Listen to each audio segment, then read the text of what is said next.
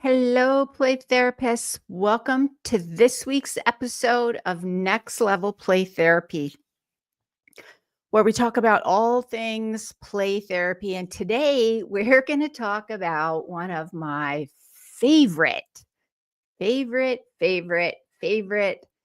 things to do in family play therapy sessions. And that is using the sand tray in your family play therapy sessions. Usually when I'm doing sand tray trainings or I'm doing my attachment focused family play therapy trainings, this usually comes up about using the sand tray. So I thought, and it also comes up in Play Therapy Academy all the time. Over the years, we've talked about this. So I thought this would be a perfect episode for my weekly live stream, which then gets repurposed into my weekly podcast. So those of you watching live, you're probably watching on LinkedIn or my YouTube channel, which is Kathy Spooner Renewing Hearts, or maybe you're watching on Instagram because I use my streaming platform to stream live on LinkedIn and YouTube, and then I also will simultaneously stream on Instagram, which is why you'll see me go back and forth between cameras because I like to stream on Instagram as well. And I would love to know who is here watching live today, or also those of you who are watching the replays. A lot of people like to watch the replays. I would love to know who's here, who's listening, who's watching. So please post your name in the comments. Where are you from? What population do you work with? Are you using sand tray in play therapy sessions? Are you using family play therapy sessions? Go ahead and post that in the comments. For those of you listening on the podcast, please feel free to pop over to my Instagram channel at Renewing Hearts Training and leave me a comment, send me a private message. I would love to hear from you guys.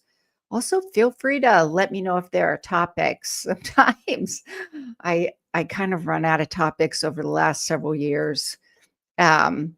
Normally I can figure something out. I'll usually go back to my vault, so to speak, in YouTube. All the live stream replay episodes are on my YouTube channel on the live tab.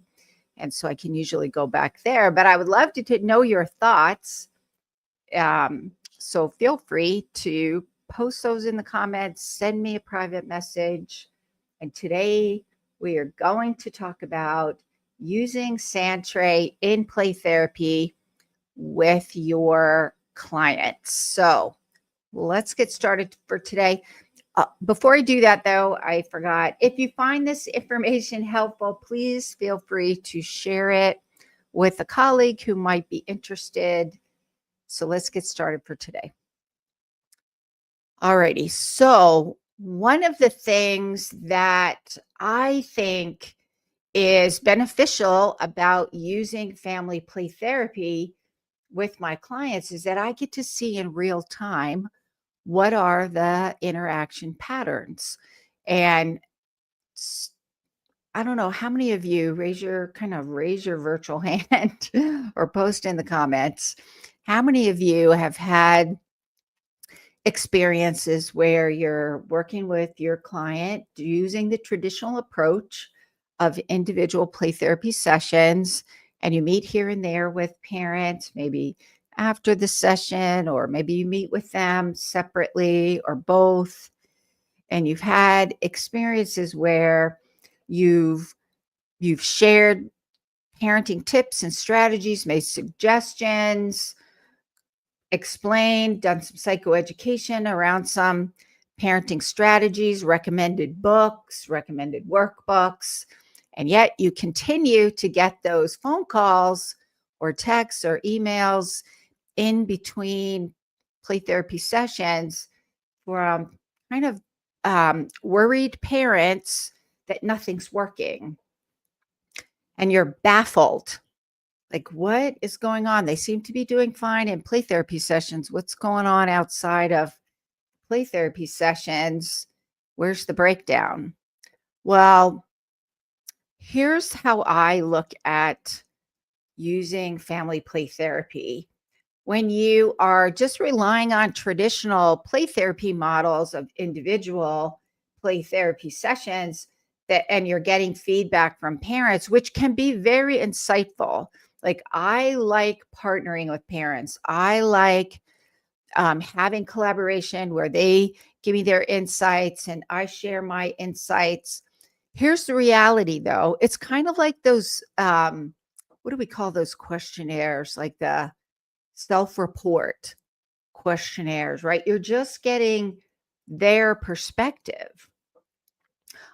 You're not really seeing it for yourself. And self-report measures, questionnaires are helpful and they are important. That being said, if you really want to know what's going on, then you got to get under the hood, so to speak, and see for yourself what's going on. So my car metaphor there, it's kind of like, this would be, every time I think about this metaphor, I start laughing in my head because I think to myself, this would be me. So it's kind of like me, or maybe you, having a problem with your car. It's making weird noises. It's doing weird things. And so you take it to the car repair place and you explain it to the car repair person behind the register, behind the counter, who's aware of car things, who's experienced with car things. And for me, I would not be experienced with car things. I don't understand car things. I know I turn the key on, I push the gas pedal, and it's supposed to go and it's supposed to shift. I put it in different gears. These are the things I know, right? These are my perspective of what's happening. And so there's a problem. I go to the car repair place. I talk to the car repair person behind the counter, and I use my limited knowledge and understanding to describe the weird noises and the weird sounds and the weird things going on with my car. Some of you here in the US might have seen those commercials where they kind of show a commercial with the customer doing that, and the person behind the counter is looking at them like, I have no idea. Well, that's kind of like relying on secondhand information from parents. They're valid points, good information, just like me going to the car repair place. I'm providing valid information. I'm just hoping the person behind the counter can translate what I'm saying to make sense of it so they know what to do, because I don't know what to do. That's why I'm going to the car repair place, because the person there is supposed to know what to do, or they have people who are trained and knowledgeable to know how to fix my car. I'm giving my secondhand information. Well, the person behind the counter is taking my secondhand information. If they really want to know what's going on, then that might give them some ideas, me explaining in my non-technical terms. That might give them an idea, but they're not really going to know until they run their own diagnostics and probably take it out for a test drive even to see if they can figure out what's happening so they can get firsthand knowledge. So in my mind, when we're working with children and we're working on helping them to heal, getting firsthand knowledge is really important to help children heal, and not only help them heal, also support parents to learn new skills and use them in the play therapy process to long-term help their children heal. And in my mind, that's the benefit of family play therapy sessions. And so if I want firsthand information, if I want to see for myself what are those interactions going on, then I'm usually at some point, I usually start out with individual play therapy sessions while I'm simultaneously beginning to use my play therapy, attachment focused family play therapy model to do some of my psychoeducation with parents, help them understand their role, understand what co-regulation is, help to understand the behavior and what's going on, and begin to move them in the direction of, at some point, we're probably going to be doing some family play therapy sessions. That is typically the case. To do that, though, I want to, and so to do that, let me finish my sentence. Then I want to use a model for those family play therapy sessions so they have strategic outcomes. They have a higher rate of success because I'm using a play therapy model. And one of the things that I love doing to get that firsthand knowledge and see those interaction patterns myself, especially in the beginning of the play therapy process when I'm using my attachment focused family play therapy model, I love using sand tray activities because I think it's a great way to lift up the hood and see for myself what is going on with my client and their parents, or maybe parents and siblings. And then that way I have a better idea of how to help them. Because in order to, this is your case conceptualization, which is a fancy term for what's actually going on underneath the behavior and what are the patterns sustaining it that are going on. So if I want to I have my case conceptualization, but then I want to kind of lift the hood up, so to speak, have these family play therapy sessions, see for myself what's going on, because that's then and only then am I going to know how to help my clients. That's how I'm going to figure out what we need to do in the play therapy sessions. So one of the things that comes up all the time in Play Therapy Academy, which is my online consultation program, and we meet twice a month and staff cases. One of the things that comes up all the time is, how do I help my client? Well, in order to do that, we first have to figure out what's going on, right? So family play therapy sessions, when you're using a family play therapy model, can help you figure that out. And then you can use, excuse me, you can use that family play therapy model to help facilitate the change. How, and long term, long after you're gone, because you have created shifts within that child's family system. And one of the things I am a firm believer about, and I have believed this for decades, because my I would say my foundational theoretical model that I was trained in back in 1990 when I got started in grad school was a family therapy, family systems approach. And when you're working with children, we need to see them within context of their most important relationships. So even if, along the way, I learned about this interpersonal neurobiology thing and attachment theory and different attachment therapy models. And I was even more convinced about the importance of those attachment relationships. And so as play therapists, I'm a firm believer that if we really want to facilitate long-term shifts for healing for our clients, then we are really going to use a family play therapy or an attachment model to create those shifts within those attachment relationships, within those family relationships. So with that being said, I want to share four. I got four. 1, 2, 3, 4. I'm looking at my notes. I got 4 sand tray activities that you can use in family play therapy sessions. And that's going to really help you get a sense of what is going on with your clients, as well as help to facilitate the change process and the healing process. So, first, I want to say hello, Heartleaf Center.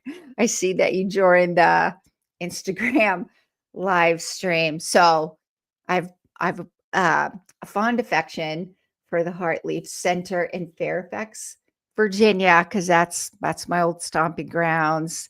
And Sherry Michelin and I go way back, way back. So, hello, Heartleaf Center. All right, that's enough for my distractions. Let me get going. My first Heartleaf Center says hello. Um, so my first activity that I want to share, the first two actually take me back 20 years ago. So if any of you have ever taken any play therapy trainings from Eliana Gill, you know these are phenomenally awesome. I first got introduced to Eliana Gill back in my Virginia days because that's where she was, and she was doing a lot of trainings back there, especially on the East Coast.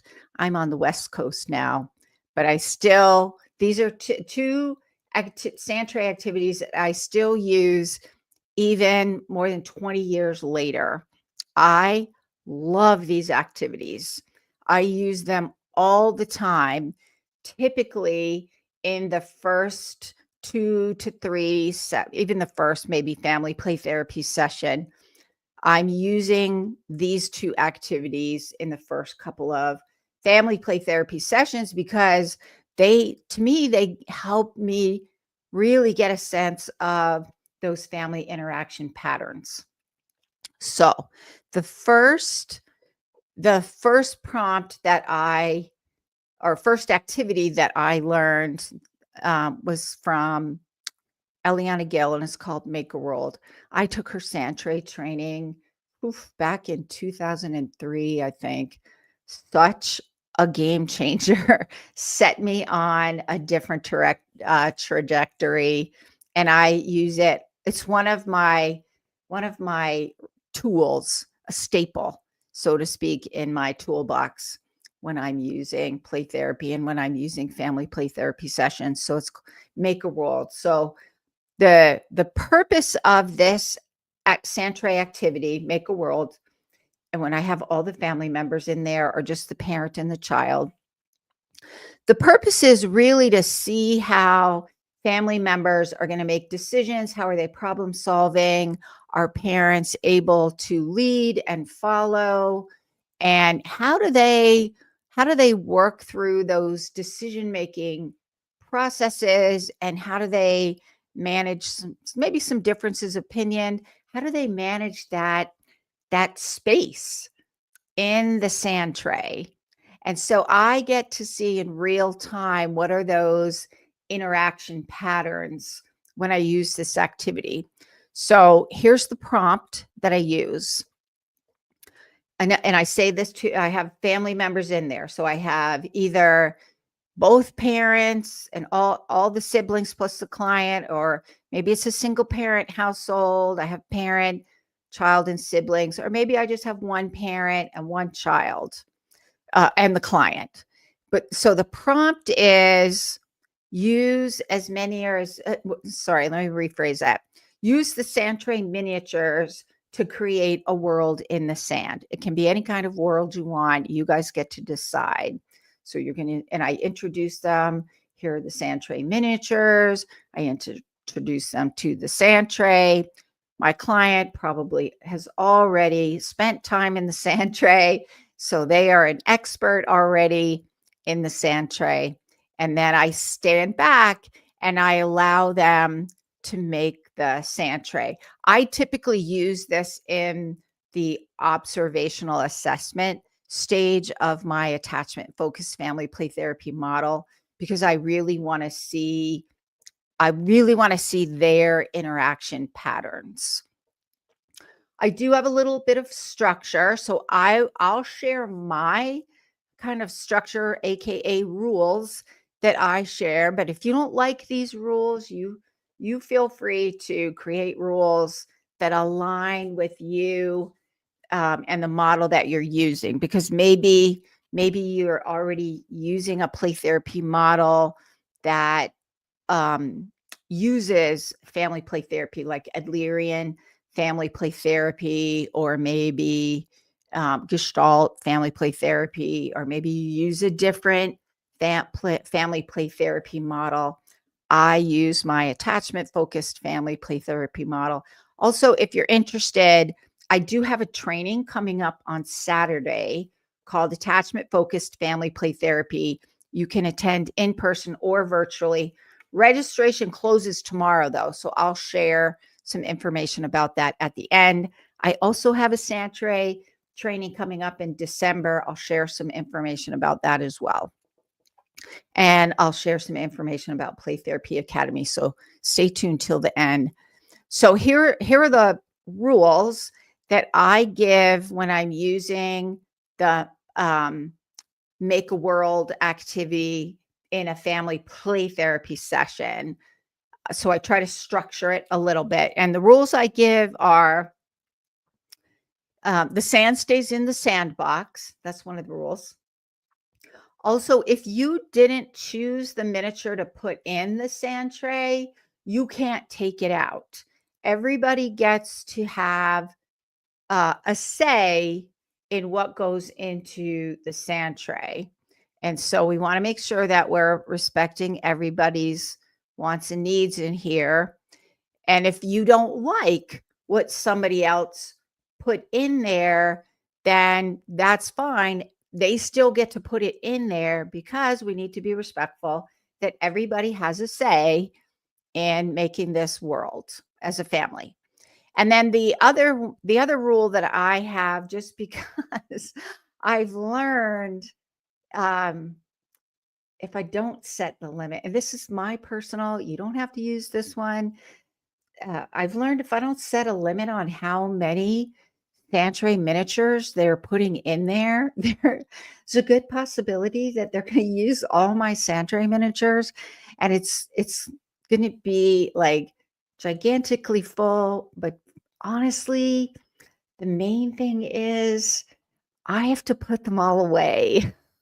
So I'm trying to manage what I can accommodate, because I got to put these all away before the next session. So this is just a practical one. If you don't like this one, there's pros and cons for using that one. And I think they're all valid. I just decided, for me, the pros outweigh the cons of this. So I set a limit. Each person can use a maximum of 10 miniatures in the sand tray. If you find that you are going over your 10, then you just have to figure out which one that you put in you want to take out.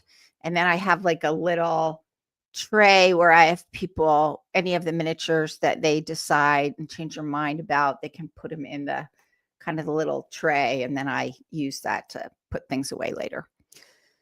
So, so that's one of them. That's one of my favorites, Make a World.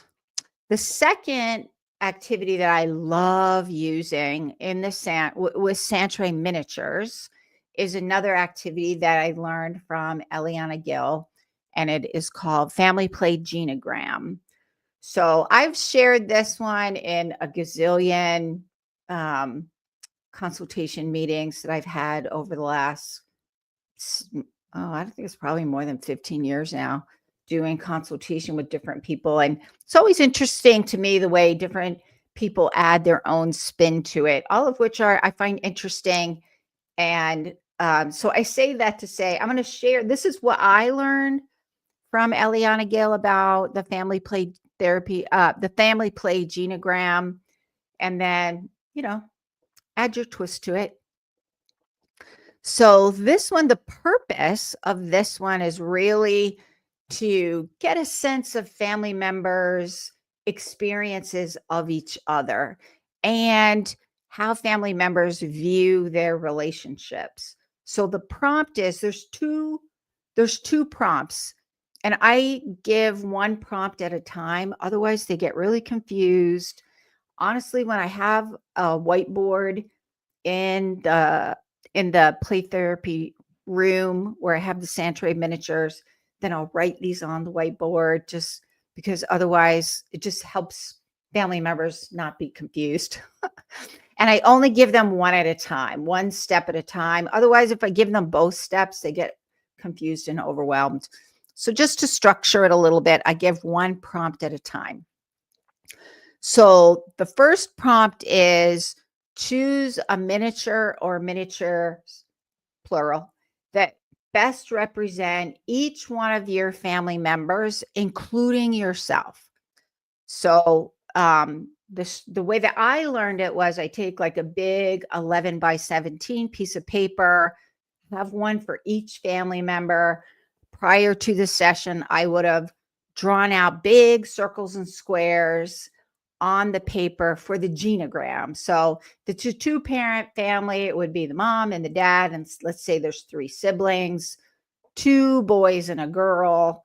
Then I would have drawn out the genogram representing that family system. If it's a single mom and parents are divorced, and kids are going back and forth, I'll still put both parents on there because I want to see what family members pick and I want to see what happens. I don't have both divorced parents in the session. I'll just have the one parent. And so I give that prompt and then I have them place the miniatures that represents each family member, including themselves, on the corresponding circle or square on their genogram. Other versions of that people have used is they just have them place those directly into the sand tray. They don't draw out the genogram, and there's lots of information to gain from that as well. So just a couple different options there. And then once they've done that, then we go through and each person shares the reason that they picked each miniature. And then I give them the second prompt, which is pick the miniature or miniatures that best represents your relationship with each of these people. So your relationship with parent, your relationship with other parent, your relationship with sibling. I would have, said mom or dad or brother or sister. I would have said those things. So then they go and they pick the miniatures and they put them in the spot where they go. And then when they're done, then we go one by one and each person gets to share the reason they picked what they picked. For a little bit of structure for that, I'll go ahead and if I'm using the genogram paper, I'll do that ahead of time. I'll draw out the genogram on the paper. Then I'll also give a couple of rules, which is if you didn't put the Santray miniature on there, you don't get to change what other people picked. So you can choose what goes on your genogram, but you don't get to choose what goes on other family members' genogram. And you may not like what the other person picked for you. And that other person gets to have their opinion. Just like you get to have your opinion, each person gets to have their opinion. So I want to make sure to set the expectation for these first 2 activities. I want to make sure to set the expectation that people are allowed to have differing opinions. And we want to allow each person in the family play therapy session to have that voice. Now, I'm going to observe how that gets handled and kind of make note of that. It'll give me a good sense of those interaction patterns and also a sense of parents' ability to lead and follow and how they manage those things. So those are the first 2. Those are the 2 that I learned from Ellie and Gail. The next one is an activity I actually learned from my other very favorite sand play trainer, which is Dr. D. Preston Dillon. I used to go to her sand play trainings all the time. She's amazingly awesome. Again, on the East Coast. She has the Center for Sand and what is it? The Center for Sand Play and Culture. I think that's what it is. Dr. D. Preston Dillon. Anyway, she gave us this prompt, and then I've just integrated into individual sessions. I do this one a lot with grown-ups too, for the record. I also like to use it in family play therapy sessions. So there's 4 prompts to this one. Again, I only give 1 prompt at a time. And if I have a whiteboard in the playroom where I am, then I'll write each prompt out one at a time, just to add a little structure, because family members get a little confused sometimes. It just kind of helps them settle in a little bit more by providing some structure. The purpose of this activity, which I call My Family and Me, I gave it a title. So this My Family and Me activity in the sand tray helps give me a sense of how family members experience one another and how they view themselves in their family members, and how do they communicate that, and what would they like family members to know, and then how do family members respond to that, right? So here are the 4 prompts. Prompt number, and then so I give a prompt, and then I invite them to go choose the miniature or miniatures that best represents the prompt I'm giving, and to place them into the sand tray. They can place them wherever they want, because I like to see where they place them as well. So the first prompt I give them is, how do I see myself in my family? So each person chooses a miniature that best represents, how do I see myself in my family? Then I let everybody choose that, and then we go through and see what everybody gets to say, the reason they picked that one. And then I give them the second prompt, which is, how does my family see me? So the second prompt is, how does my family see me? And then I'm going to pick the miniature or miniatures that best represents how I think my family views me in the family. And then they go choose them. Then one by one we go through. Everybody gets to share the reason they picked the one that they picked. The third prompt is, how would I like my family? Oh, how would I like to see myself in my family? So this is, how do I see myself in my family? How would I like to see myself in the family? So very subtle differences there.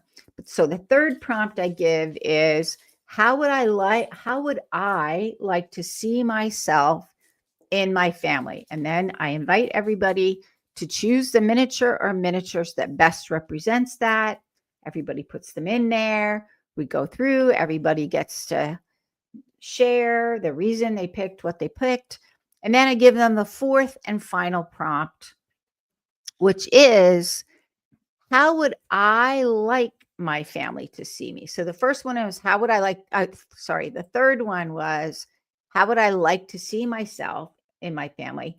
The fourth prompt is, how would I like my family to see me? So then they each go pick the miniature or miniatures that best represents how I would like my family to see me. And they put them in the sand tray. And then one by one, we go through and share. Everybody shares the reason that they picked what they picked. So the structure that I have for that is, I give one at a time. We process one at a time. Helps to cut down on the confusion.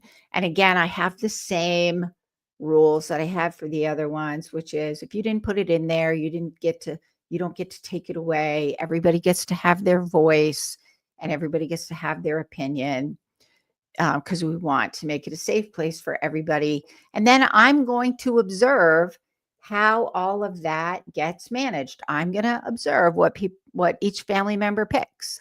I'm going to observe how parents follow and lead, so to speak, to use an attachment term. Um, and as I'm using my attachment focused family play therapy model, I'm also seeing how parents are using these attachment based parenting skills that I'm teaching them. They get to practice those in the family play therapy sessions with my support. And we would have had conversations about how that works. But I'm also observing how parents are using attachment based parenting skills to facilitate this process. So then the fourth activity that I will use with the sand tray is what I call it, like a deep dive.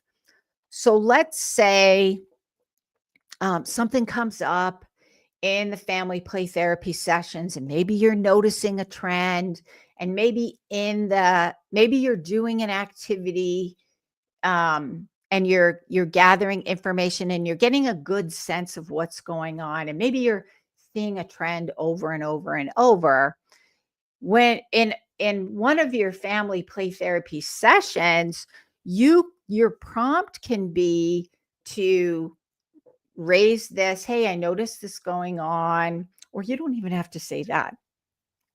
Sometimes I just give the prompt, like we're going to do an activity in the sand tray today. And let's say I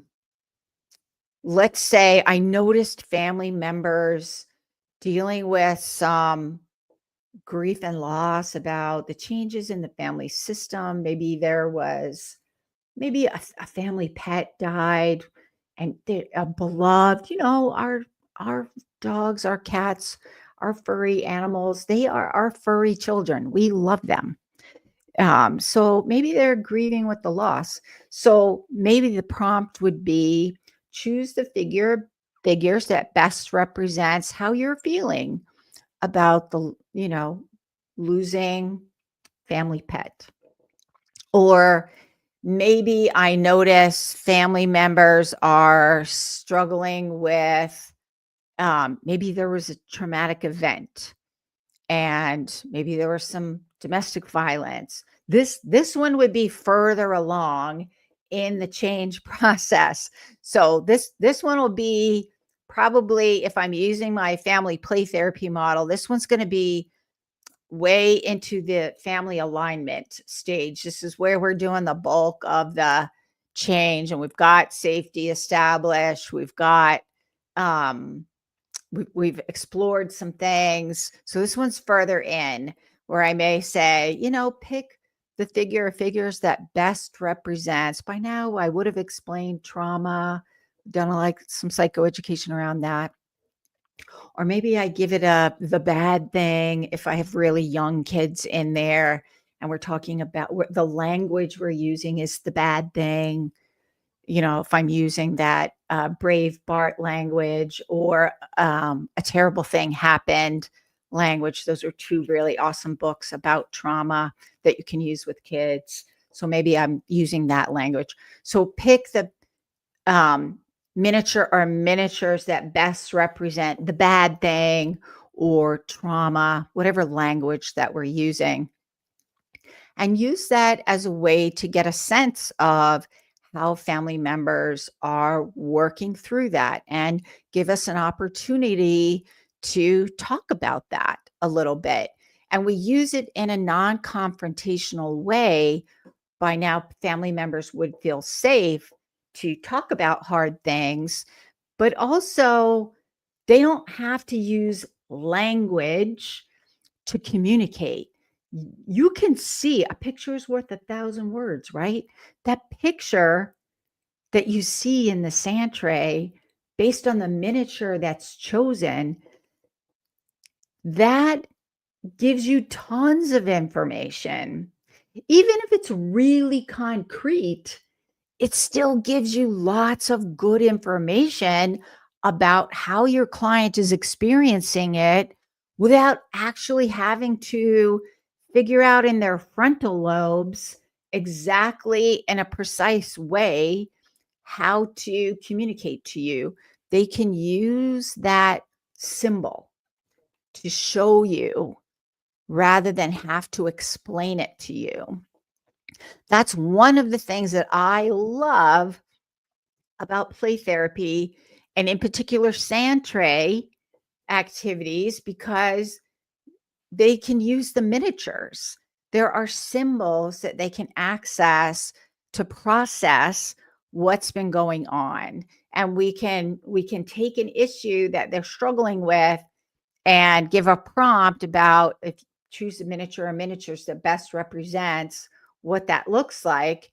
We can have them use those symbols, and then we can give it language, or now we don't even we can stay in the metaphor and give voice to what's going on. So many different ways you can use that and individualize the issue that you're working on through the use of the symbols and the sand tray to find a way to talk about that and maybe think about it differently, or get support about the thing that happened, or get validation, or maybe have an opportunity to think about things a different way.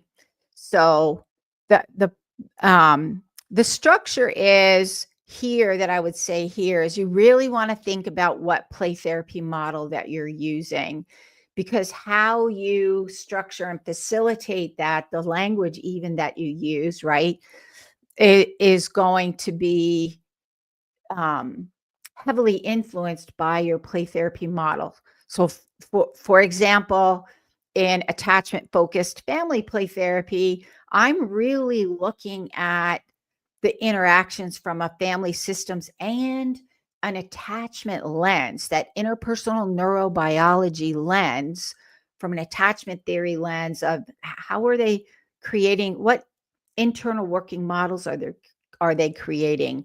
Or maybe I'm thinking about that concept of mentalization, and how is that showing up in the sand tray? So, or maybe I'm using an Adlerian play therapy, family play therapy model, and I'm looking at how each family member feels like they count, or they're accessing courage, right? So the language of my play therapy model and the way that I conceptualize what's going on is going to be influenced by my family play therapy model. So that is it for today. Let me just kind of do a quick recap. And I just realized I'm running low on time, so I'm going to speed through this last part. So just a recap for today. So you can use the sand tray activities in family play therapy sessions to give you a really good idea of what's going on with those interaction patterns. Also, to work with parents to help them use new attachment-based parenting skills. They're using those in the session with your support, and then that also gives them practice so that they can use them outside of the session. And these play therapy activities will allow you, as the play therapist, get a good sense of what is going on in those interaction patterns and how parents are navigating that. Or if I'm going to use a circle of security term, I would say, how are parents being bigger, wiser, stronger, and kind, right?